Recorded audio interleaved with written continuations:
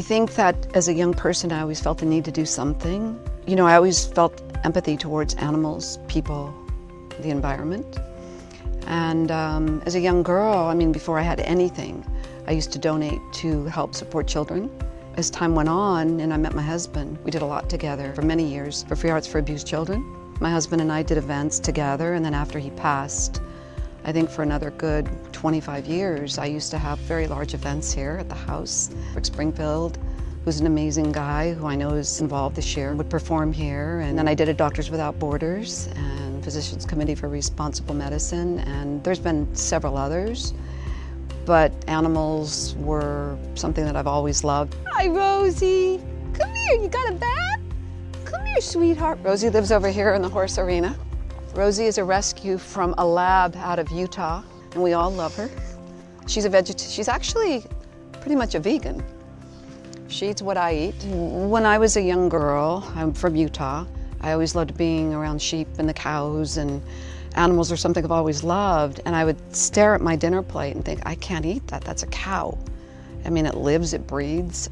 And one day at 14, I saw something, some footage of a slaughterhouse. And that was it, a defining moment for me, yeah. And then, honestly, I was still eating eggs. I was still eating fish. And I think that for anybody, I don't know that many people that have become vegan overnight. It was a learning process, and the more I became aware of the cruelty involved, I started eliminating more and more things. And I had no idea, even 12 years ago, about the dairy industry. So it was only 12 years ago I gave up dairy and eggs. I am involved in a documentary called The Game Changers. James Cameron is also an executive producer. And there are other people involved, but what it basically is a documentary showing that we don't need to eat meat to be strong. They are filming athletes, doctors, scientists. So I'm very excited about it. And again, I mean, you don't go to a documentary thinking you're gonna make money. For me, it's all about creating awareness. And I mean, I haven't had meat since I was 14, and I'm super strong and healthy. Never had any issues with my health. And many others. So the number one thing people ask me is, where do you get your protein from? So I'm very excited about this documentary. I think it's going to reach a lot of people. I had no desire to be in the restaurant business, but when Matthew Kenny came to me and told me about doing a restaurant, I was ready to jump on board. For me, it's a way of having a restaurant and saving a lot of animals.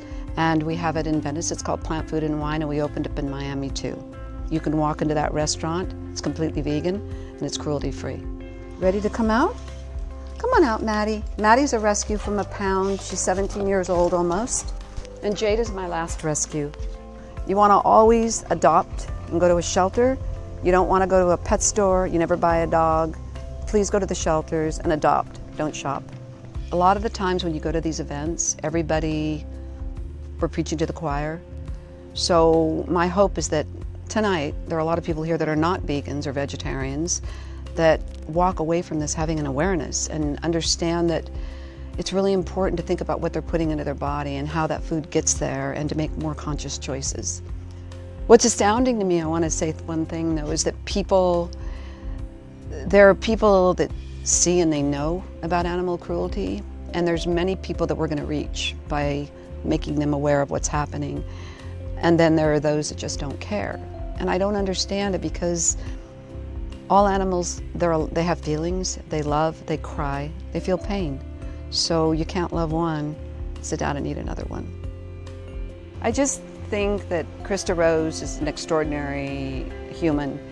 He's committed and dedicated actually 37 years of his life to helping animals and bringing an awareness, investigations. I can't say enough about the guy. I mean, he's a true hero in the animal world.